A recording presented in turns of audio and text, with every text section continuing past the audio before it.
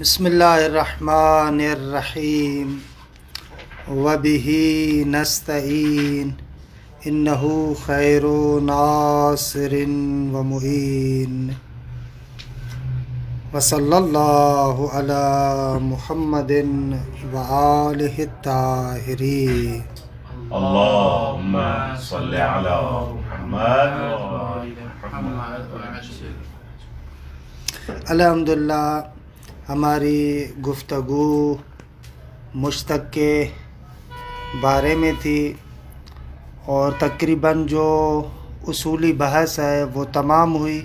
اس کے بعد ایک تحلیلی بحث مرحوم آخوند نے یہاں پر شروع فرمائی کہ آیا مشتق بسیط ہے یا مرکب، کہ عرض ہوا کہ بسیط یا مرکب سے یہاں پر کیا مراد ہے. مرحوم آخوند فرماتے ہیں کہ محقق شریف میر سید شریف جرجانی انہوں نے شرح المطالع کے حاشیے پر ایک نقطہ ذکر کیا ہے کہ جس نقطے کی بنا پر وہ قائل ہیں کہ مشتق بسیط ہے، اس کے اندر ذات نہیں ہے. پھر عرض کریں گے انشاءاللہ مسئلہ بعدی جو بعد والا مسئلہ ہے وہاں پر ذکر کریں گے. اگر مشتق بسیط ہے تو پھر مشتق اور مبدأ اشتقاق میں کیا تفاوت ہے. اگر ضارب اور ضرب دونوں کے اندر ذات معتبر نہیں ہے تو پھر تفاوت کیا ہے، یہ انشاءاللہ مسئلہ دوم ہے، وہاں پر عرض کریں گے. لیکن محقق میر سید شریف فرماتے ہیں کہ ذات اس کے اندر نہیں ہو سکتی، یعنی مرکب نہیں ہے، بسیط ہے. استدلال انہوں نے دو شقوں کے ذریعے سے قائم کیا. کہا کہ اگر مشتق کے اندر آپ ذات کو معتبر قرار دیں تو یا تو لازم آئے گا کہ عرضی عام فصل کے اندر داخل ہو جائے، ذاتیات کے اندر داخل ہو جائے، عرضی عام فصل کا جز بن جائے، نتیجتاً جو عرضی عام ہے وہ ذاتی میں تبدیل ہو جائے، کہ دیگه یہ درست نہیں ہے. یا اگر وہاں پر مفہوم شے کو مرکب مقصود نہ قرار دیں بلکہ اس شے اور ذات کے مصداق کو مانے تو اس صورت میں لازم آئے گا کہ قضیہ ممکنہ قضیہ ضروریہ میں تبدیل ہو جائے. درست ہے، ان تمام تفصیلات کے ساتھ کہ جو گزشتہ جلسے میں عرض ہوئی. مرحوم صاحب فصول بزرگوار آتے ہیں اور میر سید شریف کے ساتھ ان دونوں شقوں کے اندر بحث کرتے ہیں. کہتے ہیں کہ میر سید شریف نے جو یہ دو شقیں ذکر کی ہیں دونوں پر اشکال وارد ہے. اما شق اول کی طرف آئے. شق اول کیا ہے؟ اگر ناطقن میں ذات معتبر ہو اور آپ کہیں شیء ثبت لہ النطق، اور وہ شے کیونکہ عرضی عام ہے تو لازم آئے گا کہ فصل کے اندر عرضی عام داخل ہو جائے. یہ آپ کہنا چاہ رہے ہیں. شق اول یہ تھی. صاحب فصول کہتے ہیں کہ نا اشتباہ میں کنی آغا جان. دیکھیں لفظ ناطق کے بارے میں دو اصطلاحات ہیں. ایک لغوی اور عرفی معنی ہے ناطقن کا کہ نطق ینطق ناطقن، یہ لغوی اور عرفی معنی ہے. اور ایک ناطقن کے بارے میں مناطقہ کی اصطلاح ہے. منطقی آتے ہیں اور کہتے ہیں کہ یہ فصل ہے. آغا میر سید شریف خدا آپ کو جزائے خیر دے، لیکن آپ ان دونوں میں تفاوت نہیں کر رہے. اس وقت جو ہم کہہ رہے ہیں ناطقن کے بارے میں گفتگو، مشتق کے بارے میں گفتگو، یعنی لغت اور عرف عام کے اعتبار سے، تو عرف عام اور لغت میں اسم فاعل جو نطق ینطق کا بنتا ہے یعنی شیء ثبت لہ النطق کا ہے. عرف عام میں یہ معنی ہے. کسی بھی آپ عرف کے پاس چلے جائیں عرف عام میں یہ معنی ہوتا ہے. ہاں البتہ وہ جو علماء منطق ہیں وہ جو فصل قرار دیتے ہیں درست ہے، وہ اپنے ان مباحث عقلی کی بنا پر آ کر شاید اس فصل کے اندر کہیں کہ نہ شیء معتبر نہیں ہے، لیکن بات تو ہماری اس فنی چیز کے بارے میں نہیں ہے کہ مناطقہ کیا کہہ رہے ہیں، بحث ہماری یہاں پر ہے کہ عرف اس سے کیا سمجھ رہا ہے۔ درست ہے؟ یہ صاحب فصول کا اشکال، اس اشکال کو پڑھتا ہوں پھر آگے چلاتے ہیں بحث کو، تھوڑا تھوڑا سا اشکال جواب پڑھتے جائیں تاکہ راحت رہے۔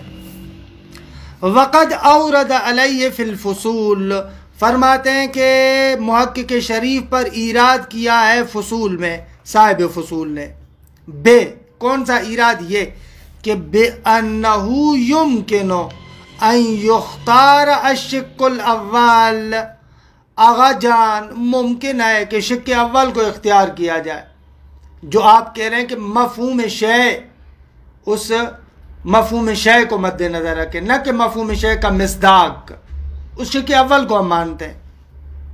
وَيُدْفَعُ الْإِشْكَالُ، اور اشکال دفع کیا جاتا ہے ایسے کہ بِأَنَّ كَوْنَ النَّاطِقِ مثلاً فصلاً، یہ مبنی علی عرف المنطقیین، آگا یہ جو ناطق مثلاً فصل ہے یہ عرف مناطقہ کے مطابق ہے، حیث اعتبروہ مجرداً عن مفہوم الذات، بلے ان لوگوں نے ناطق کو معتبر قرار دیا، اس کا لحاظ کیا اس اعتبار سے کہ اسے مفہوم ذات کو باہر نکالیں، یعنی اشیاء کو باہر نکالیں۔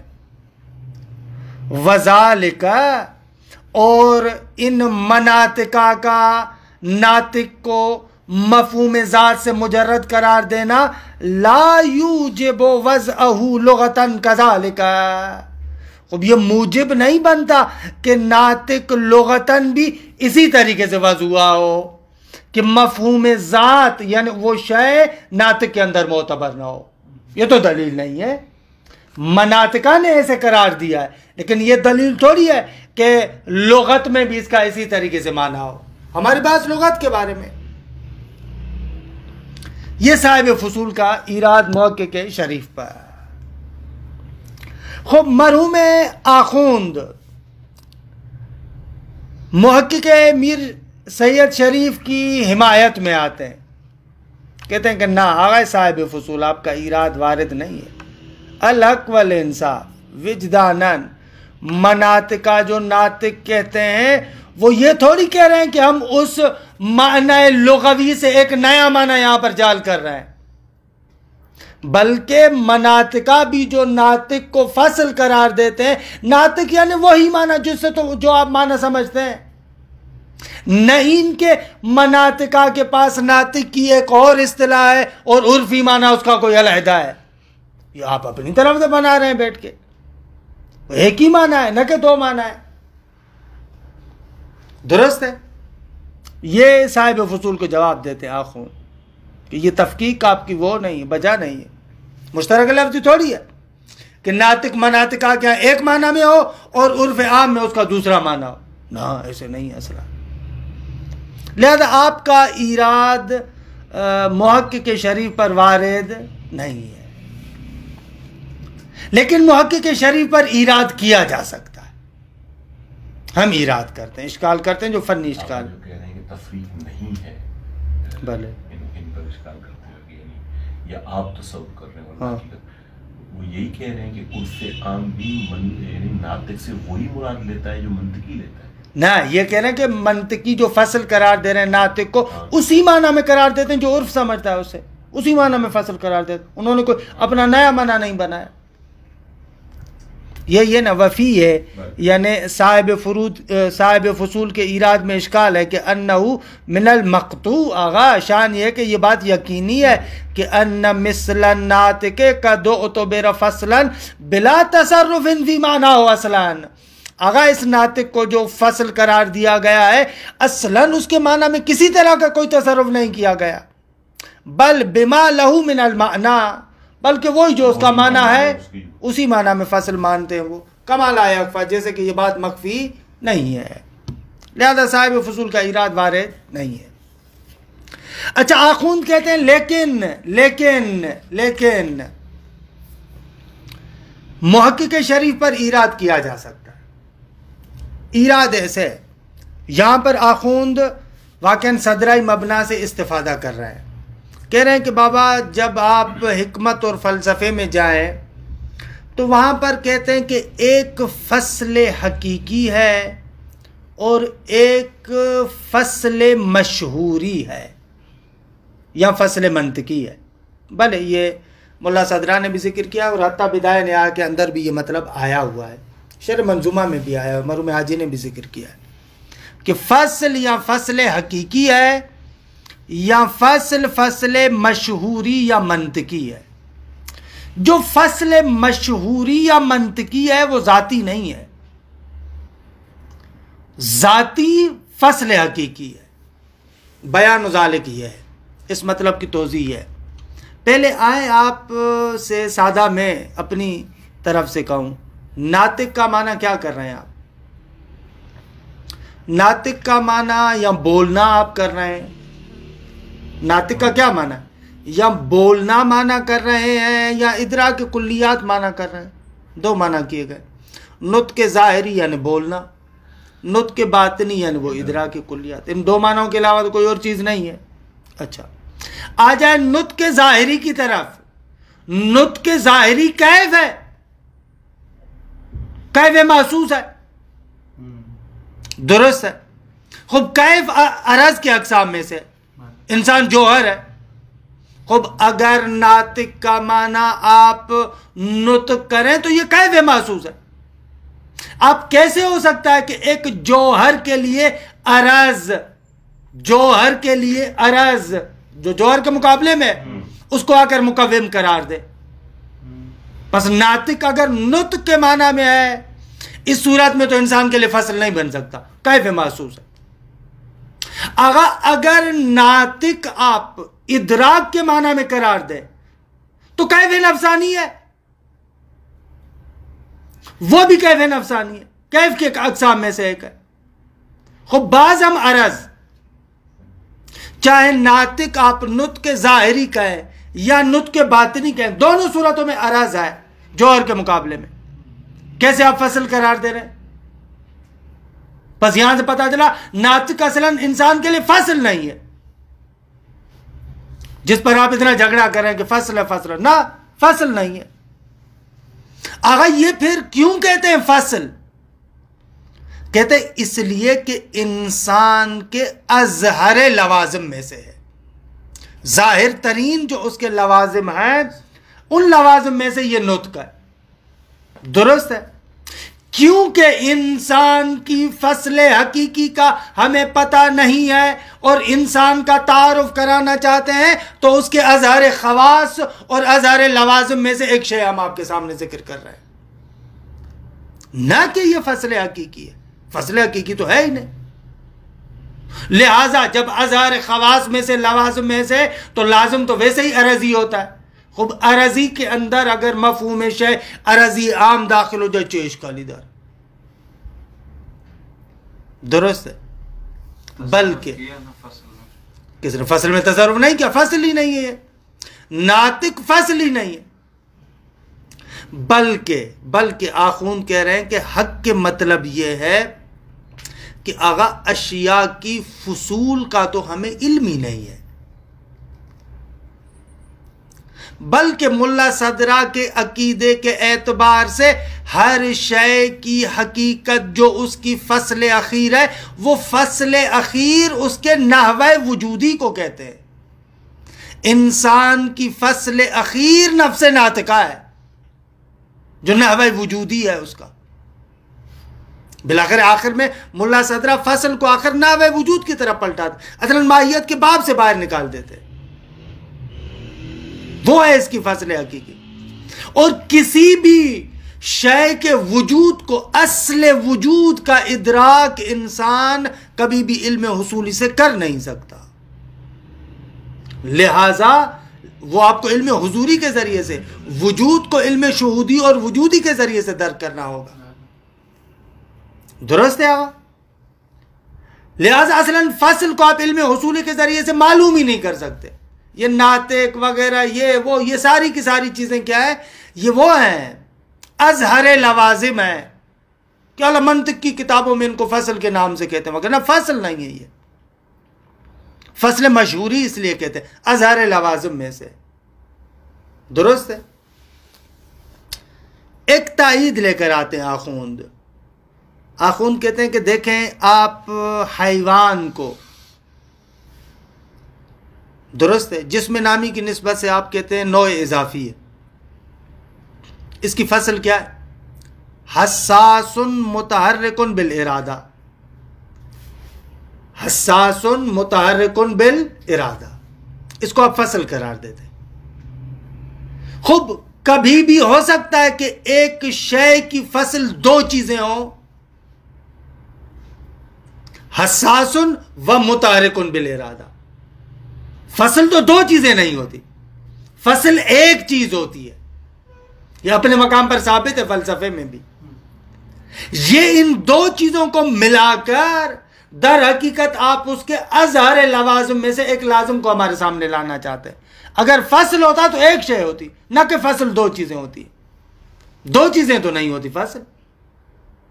فصل امر بسیط ہوتا ہے، مرکب تھوڑی ہے کہ آپ آئیں اور دو چیزوں کو آ کر کہیں کہ فصل ہے. بھلے ایک ہوتا ہے، ایک شے فصل ہونی چاہیے. حالانکہ حیوان کے لیے آپ کہتے ہیں حساس و متحرک بالارادہ فصل ہے. بس یہاں تو پتا چل رہا ہے یہ جو فصل کہا جا رہا ہے نہ فصل حقیقی، فصل مشہوری ازہر خواص میں سے. جیسے مثلا چمگادڑ ہے نا، اس کے ازہر خواص کو کبھی کبھار کیا ہے، دو چیزوں کو آپ جو ہے وہ کیا ہے ملا کر اس کے لیے کہتے ہیں. مثلا اس کے لیے کہتے ہیں کہ طائر ولود، ایک ایسا اڑنے والا ہے جو بچہ پیدا کرتا ہے. کہتے ہیں بچہ پیدا کرنا پرندوں میں یہ واحد پرندہ ہے جو بچہ پیدا کرتا ہے، انڈا نہیں دیتا. ان دونوں کو آپس میں ملایا، اڑتا بھی ہے اور ولود بھی ہے. یہ اس کا کیا ہے؟ خاصہ ہے ازہر لوازم میں سے، اور کسی چیز کے اندر نہیں. ان دونوں چیزوں کو ملایا آپس میں اور آپ نے کہا کہ اس کا خاصہ ہے. ایناً اسی طریقے سے حساس متحرک بالارادہ، ان دونوں چیزوں کو ملا کر آپ نے کیا کیا؟ حیوان کے لیے ایک ازہر خواص اور ازہر لوازم میں سے ایک لازم ہے، نہ کہ فصل حقیقی ہے. فصل حقیقی اصلاً از قبیل جنس ہے. درست ہے. خلاصہ کلام آغائے میر سید شریف، یہ جو آپ اشکال کر رہے ہیں کہ لازم آتا ہے کہ اگر مشتق کو ہم مرکب مانے، لازم آتا ہے کہ ایک شے کے اندر یعنی ذاتی کے اندر عرضی عام داخل ہو جائے، غلط ہے. جس باب سے ورود آپ نے کیا وہ باب ہی غلط ہے. دیکھیں اس عبارت کو پھر دوسری شق پر آئیں. وَالتحقیق أَن يُقَالَ، خود تحقیق یہ ہے کہ یوں کہا جائے محقق شریف کے جواب میں کہ ان مثل الناطق لیس بفصل حقیقی، اگر ناطق اصلا فصل حقیقی نہیں ہے، بل لازم ما هو الفصل، جو حقیقت میں فصل ہے یعنی نفس ناطقہ اس کا لازمہ ہے، اس کے ازہر خواص میں سے ہے. وَأَزْهَرُ خواص سے ہی، اور فصل کے ازہر خواص میں سے ہے. وَإِنَّمَا يَكُونُ فَصْلًا مَشْهُورِيًّا مَنْطِقِيًّا، بلے اس کو فصل مشہوری و منطقی کہا جاتا ہے. اصطلاح یہ یوزع مکانہ، کہ اس فصل مشہوری منطقی کو فصل حقیقی کی جگہ پہ رکھا جاتا ہے. اذا لم یعلم نفسو، جب فصل حقیقی کا پتہ نہ ہو تو اس کو اس کی جگہ پر رکھتے ہیں. بل لا یکاد یعلم، بلکہ قریب ہے کہ فصل حقیقی کا پتہ ہی نہ چلے. المنطق میں ایک مطلب کہا ہے نا انارتن کے حوالے سے، بھائی اشیاء کی جو فصول ہیں وہ بہت ہی مشکل ہے ان کا سمجھنا، یا تو نہیں سمجھ میں آتی، یا محال ہے یا مشکل ہے. آخوند یہاں پر کہہ رہے ہیں بل لا یکاد یعلم، قریب نہیں ہے کہ فصل حقیقی کو جاننا. واقعا ایک شے کی فصل حقیقی کو جاننا بہت مشکل ہے، حقیقت ہے. خصوصاً صدرہ مبنا کے مطابق کہ فصل نحوہ وجود ہے. نحوہ وجود کو تو آپ علم حصولی کے ذریعے سے نہیں جان سکتے. وہ جو شرح منظومہ میں ہم لوگوں نے پڑھا تھا، مفہومہ من اعرف الاشیاء وکنہ فی غایت الخفاء، تو کن ہے وجود، یعنی آپ وجود کی حقیقت کو بناوے علم حصولی حاصل کریں فی غایت الخفاء. جب فصل نحوِ وجود ہے تو آپ اس کو علم حصولی کے ذریعے سے معلوم کریں فی غایت الخفاء. نمیشہ اسلام بل جی اپنی فصل کو بھی علم حصولی کے ذریعے سے نہیں حاصل کر سکتا، حضوری کے لحاظ سے خود درک کر سکتا ہے. بھلے اگر متوجہ ہو اپنی طرف بھی، کون ہے جو اپنی حقیقت کو جانتا ہے؟ اصل بڑا مسئلہ یہی ہے. کہتے ہیں کہ یہ پہلے بھی میں نے آپ کو ایک مرتبہ عرض کیا تھا، جو مرحوم آش محمد حسین اصفہانی کمپانی اور آس کربلائی احمد کربلائی، آغا سید احمد کربلائی، ان کا جو آپس میں مکاتبہ ہوا تھا، مناظرہ ہوا تھا توحید کے بارے میں، وہ موجود بھی ہے کتاب توحید علمی اور عینی کے نام سے. تو کسی ایک نامے کے اندر، کیونکہ آغا سید احمد کربلائی عرفاء میں سے تھا، ایک نامے میں آش محمد حسین اصفہانی کمپانی کو کہتے ہیں کہ قربون حقیقت کہ ازش خبر نہ داری تمہاری اس حقیقت پر قربان جاؤں کہ جس کی طرف تو متوجہ ہی نہیں ہے. وہ بھی آغا محمد حسین اصفہانی کمپانی. کیا بات ہے کہ بقول آغا وحید سے اکثر ان کے شاگردین نقل کرتے ہیں، وہ کہتے ہیں کہ اگر کوئی بندہ ان کا کفایہ کا تعلیقہ یا جو مقاصد پر تعلیقہ ہے وہ سمجھ کر مجھے بتا دے، میں اس کو اجتہاد کا اجازہ لکھ کر دینے کے لیے تیار ہوں. فقط یہی کہ سمجھ کر مجھے بتایا کہ یہ کہنا چاہ رہا، سند اجتہاد لکھ کر دوں گا اس کو. ایسے ہی آغا خوئی کے بارے میں کہتے ہیں کہ وہ کم مطرح کرتے تھے. تو بعض نے کہا کہ آغا آپ کیوں آغا اصفہانی کو نقل نہیں کرتے؟ کہا کہ فہمہ مشکل و افہامہ اشکال. پہلے مرحلے میں سمجھنا مشکل ہے، پھر اس کو سمجھانا بہت زیادہ مشکل ہے. حقیقت بھی ہے صحیح واقعاً. یعنی مجھے یاد ہے ادھر کم کے اندر بھی چند افراد تھے جو باقاعدہ مرد بن کر اس کو نقل کرتے تھے. من جملہ ان افراد میں سے ایک آغا شب زندہ دار تھے. بھلے تھی کہ وہ 2-3 سطریں ہوتی تھیں لیکن 3-3 4-4 دن لگاتے تھے، لیکن باقاعدہ بیان کرتے تھے. بھلے اور خود یہ جو کوئی قضائیات گزشتہ آغا صادق لاری جانی، وہ بھی وارد ہے آغا اصفہانی کے بارے میں. اور بہت سارے ادعا کرتے ہیں کہ ہم لوگ بیان کرتے ہیں، لیکن نہ اس طریقے سے جیسے حق کے مطلب ہو. ایسے سب لوگ کہتے ہیں ہم لوگ بیان کرتے ہیں فلاں کرتے ہیں، لیکن نہ واقعاً اس کا بیان بہت سنگین ہوتا ہے. نہایت الدرایا یعنی نہایت الدرایا، ان کی کتاب کا جو نام ہے نہایت الدرایا یعنی واقعاً نہایت الدرایا. ایسے ہی بزرگوار تھے، بہت بڑی شخصیت تھی اخلاقی لحاظ، یعنی فلسفے میں مرحوم علامہ طباطبائی کے استاد تھے. آغا یعنی ان کے اساتید میں سے، آغا باجت کے اساتید میں سے، آغا خوئی وغیرہ یہ سارے ان کے شاگردین میں آتے ہیں.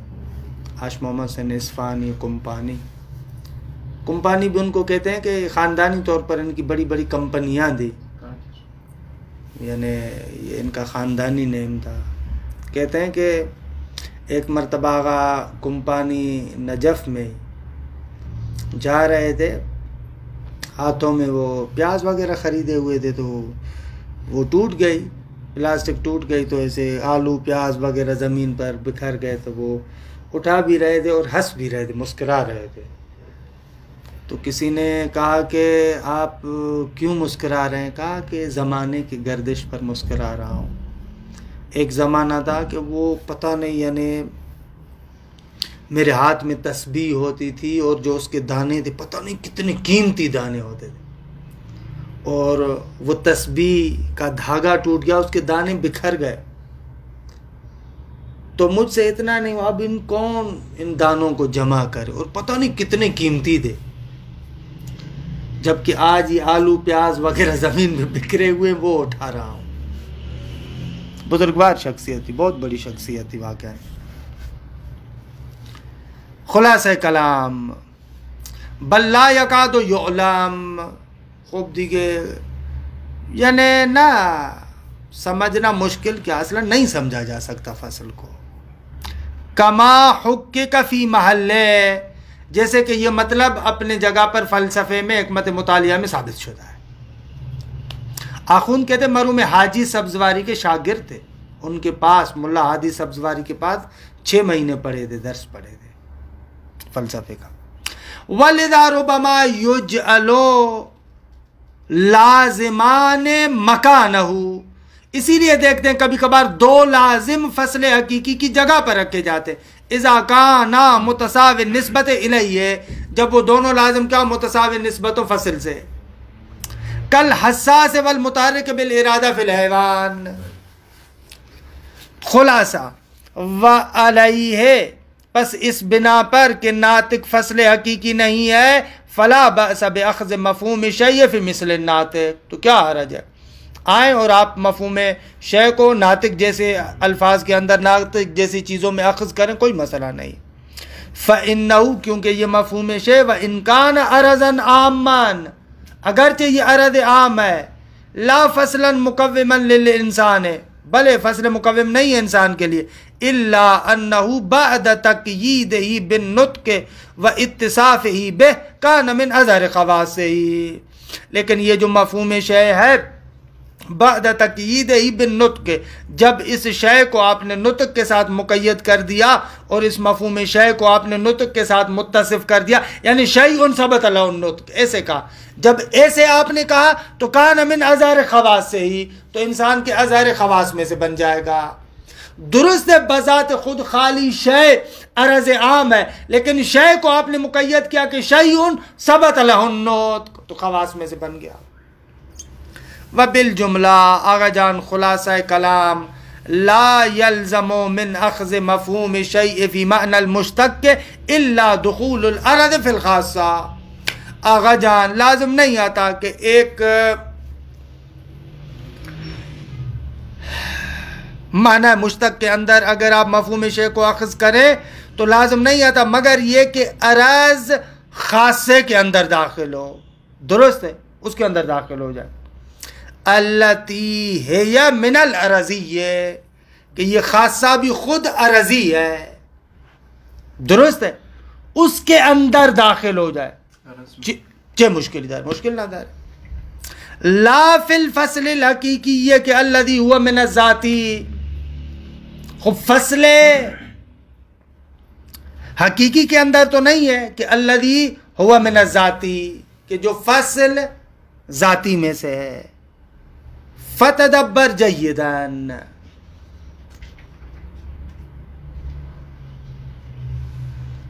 لیکن میرے خیال میں آخون کے اس بیان پر ایراد کر سکتے ہیں، جو ابھی میرے ذہن میں تھوڑا تھوڑا آ رہا ہے. آپ شے کو خاصے کی ذات میں داخل کر رہے ہیں نا، مفہوم شے کو خاصے کی ذات میں، اما جیسے ہی آپ اس کی ذات میں داخل کریں گے تو وہ اس خاصے کے لیے تو ذاتی بنے گا نا. اگر آپ اس شے کو خاصے کا، درست ہے ناطق خاصہ شد، قبول، خاصہ ہو گیا، اما خود ناطق کی ذات میں جب شے کو اخذ کیا آپ نے، اس کا جز قرار پا رہا ہے، تو کیا ہوگا؟ خوب ذاتی بننا چاہیے نا، کیونکہ جز کسی بھی شے کا ذاتی ہوتا ہے. تو پھر یہ جو شے خود خاصے کے اندر ہے، یہ شے اس خاصے کے لیے ذاتی بننا چاہیے، حالانکہ شے کا جو حمل ہے تمام چیزوں پر بے عنوان عرضی عام ہے. روشن ہوا مطلب نا؟ دیکھیں آپ نے کہا کہ درست ہے کہ خاصہ عرضی ہے انسان کے لیے، یہاں سے مسئلے کو حل کر لیا آپ نے. خاصہ کیا ہے؟ عرضی ہے، عرضی ہے انسان کے لیے. اما خود خاصے کی ذات میں تو شے کو اخذ کیا نا، تو اب اس خود خاصے کے لیے یہ شے کیا بنے گا؟ ذاتی بنے گا. درست ہے نا؟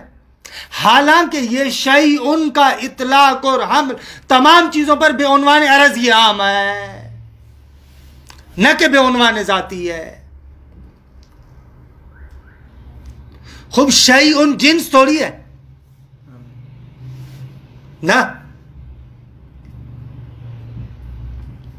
میرے خیال میں یہ اشکال کیا جا سکتا ہے، اور شاید اسی لیے آخوند بھی کہہ رہے فتدبر جیداً، لیکن میں نے نہیں دیکھا کہ یہ اشکال ہوا ہو ظاہراً، یا تو پھر میں اشتباہ کر رہا ہوں، لیکن اشتباہ کیا ہے؟ منطق کے اعتبار سے دو دا چارتا ہے، بات بالکل روشن ہے۔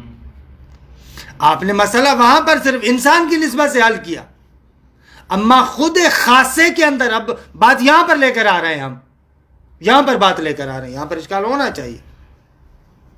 خلاصہ بگذریں یہ آخوند کا اشکال۔ اچھا آ جائیں اب شق دوم کی طرف، کہ شق دوم کو میں اتنا تفصیل سے نہیں بیان کرا، اس کے لیے بھی اصل میں کیا منطق کا ایک مقدمہ چاہیے، اس منطق کے مقدمے کو تھوڑا سا ذکر کرتا ہوں۔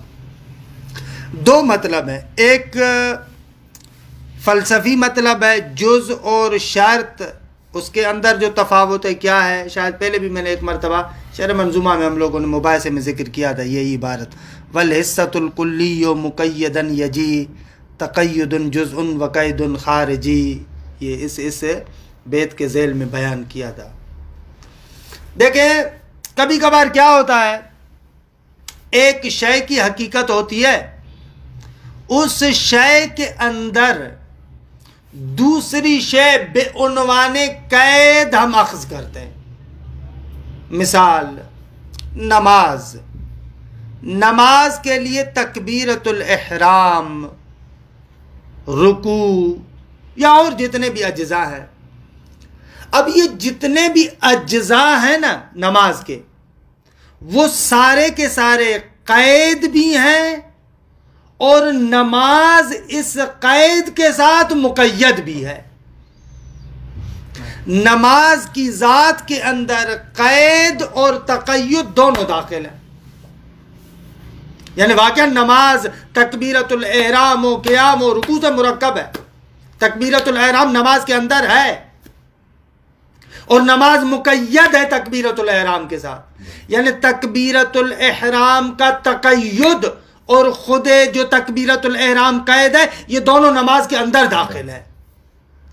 اس کو کہتے ہیں اصطلاحاً جوز، جہاں پر تقید اور قید دونوں داخل ہو۔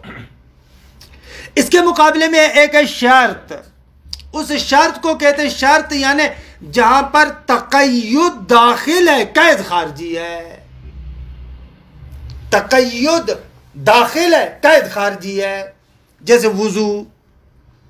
خوب نماز کے لیے شرط ہے کہ وضو کے ساتھ ہو، وضو کے ساتھ تقید نماز میں ضروری ہے، اما خود وضو جو قید ہے داخل نماز نہیں ہے، اس کو کہیں گے کہ تقید داخل ہے لیکن قید خارجی ہے۔ یہ جز و شرط کا فرق بھی ہے۔ ایک یہ مطلب ہے کہ سائڈ پہ رکھیں، اس کے ساتھ کام ہے، آخوند نے اس کو استعمال کیا۔ دوسرا مطلب ایک بحث ہے جو منطقی کتابوں میں ہے، وہ ہے تحقیق المحصورات کے نام سے۔ خود یہ شرح منظومہ میں، شرح شمسیہ میں بحث ذکر ہوئی ہے، اگر آپ لوگوں کا حوصلہ ہو تو بیان کروں، یا اگر کہیں تو کل بیان کروں، اگر حوصلہ ہے تو ابھی بیان کروں، یا اگر تھوڑی سی تفصیل ہے ہاں کل ہی چلیں ٹھیک ہے، پھر کل پہ رکھتے ہیں، کیونکہ یہاں پر پھر ایک مثلا شیخ الرئیس بو علی سینا کی نظر ہے، ایک فارابی کی نظر ہے، ان دونوں کو یہاں پر انہوں نے اشارتاً ذکر کیا ہے، تو بہرحال وہ مقدمہ منطقی خوبصورت ہے کہ چلیں اس کو پھر کل بھی چھوڑتے ہیں۔ وصلی اللہ علی محمد و اہل بیتہ الطیبین الطاہرین، اللہم صلی علی محمد و آل محمد۔